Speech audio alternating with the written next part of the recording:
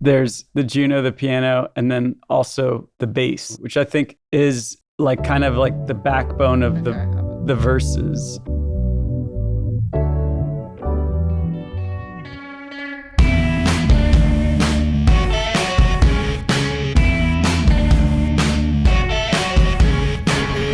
We've got an exciting festive announcement. The Ultimate Studio Giveaway has returned. One winner will walk away with an incredible prize list. For more details and to be in with a chance to win the bundle, all you have to do is head over to the Take Notes Patreon page at patreon.com/Take Notes, sign up for free, and comment who you'd like to see on the podcast on the top pinned post. The competition will remain open until the 7th of January, at which point a winner will be drawn. Good luck. Buddy Ross co-produced this version of the song with us, and he and Danielle had worked on an earlier version, and then he brought his Pro Tools session, and he had programmed the drums. That this track called All Drums. This is Buddy Ross's contribution, or one of his several contributions to this production. So we took this drum pattern and we had Danielle play it right here in my studio. So this is a live drum performance, and we're also doubling that with my Linn drum. And the Linn drum is, the kick, snare, and hat is doubling the groove. So there's actually, you could see there's 3 layers of drums working together.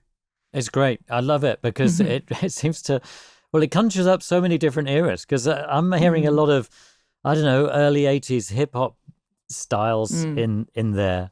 And then, of course, when you put the other instruments in there and when you have Danielle singing, it takes it to a completely different place at all. But when you just hear the drums isolated, you think, oh, maybe people could be doing some body popping to this. There could it's be always the goal. Some in raps. Haim music. Yeah. Yeah. So what happened next? So you worked a long time on the drum track. Well, yeah. So I guess just for my part, I just wanted the chorus to really lift in that pop way. So maybe we could talk about how we made the chorus lift. I mean, the background vocals helped a lot. Yeah, the background vocals. I was going to get into that. So this is a stack of Danielle right here.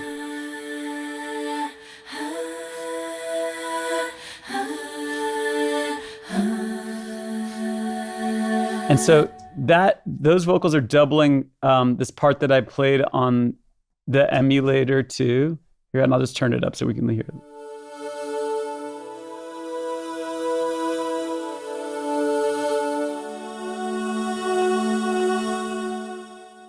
So I bought that keyboard and I've only used it once, and that was on this song.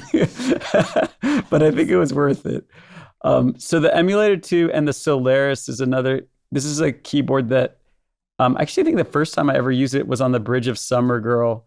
So this is doing a drone. And then this drone kind of combines with the real vocals.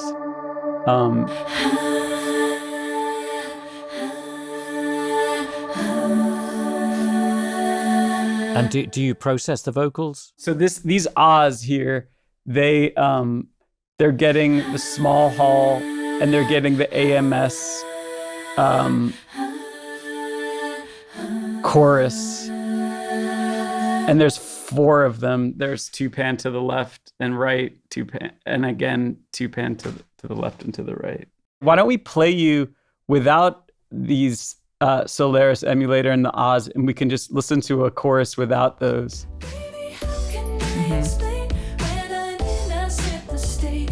So there's like a feeling like you're just in the next section of the song. It's something a friend of mine used to refer to as like, if like a song is in trouble if it feels like a list of parts. And I think one of the things that having these sustained elements, like the sustained Solaris and the ahs, what they do is they take you out of the feeling of going from like verse to chorus. It doesn't feel like a list of parts. It feels like you're building into the next section. And here's with those parts in. Yeah, helps a lot. This episode is being supported by Tape It, the iPhone app made specifically for musicians. If you, like many of our guests, use voice memos, then switching to Tape It is an obvious choice. And now, Tape It has layering. This means you can record over your voice notes, try out top lines, stack harmonies, build up instruments, jam with yourself, and so much more. Layering is such an exciting addition to Tape It's long list of features to help you stay creative and organized, including the ability to record straight from your lock screen, set markers, add notes, and add photos of settings. You can easily import your old voice notes, sync to the cloud, and create shared playlists with co-writers and bandmates. So, head to the link below to install Tape It and use the promo code TAPENOTES to receive a whopping 20% off Tape It Pro. And now, back to the episode. Danielle asked all the vocals to be just a few milliseconds late. I was like, I'm way too on like the beat. Like it needs to have a little bit, it needs to be back. So we spent like a whole day just being like, okay, a little bit back, a little bit back, a little bit more back. Oh, that's too much. But you can, yeah, I mean, Here, I wonder if we could do it with just a little bit of the drums just to hear how the vocals how groove? back, yeah. Okay. Baby, how can I explain when an innocent mistake turns into 17 days fucking relationships? Don't they end up all the same when there's There, you can really hear it. to blame? I think I'm in love, but I can't stand fucking relationships. Even in the verse, can you hear the first verse? Sure. I think the first verse, Relationships. it's back, What's all this talk about relationships?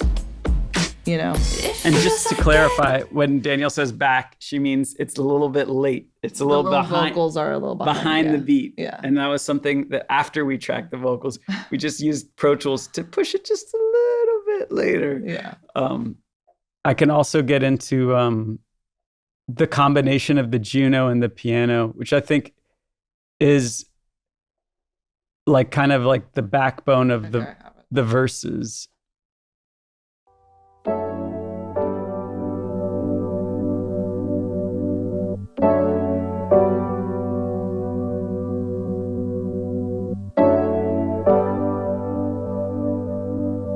Yeah, so in addition to the parts you mentioned, John, there's the Juno, the piano, and then also the bass. The bass is great.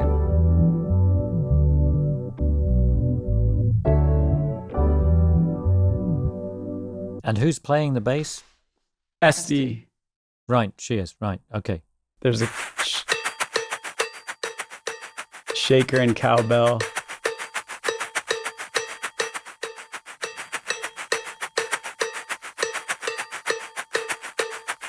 Also, that bass line's so good too when it comes in. And yeah, the fact that's like straight. I call these the Michael Jackson drums.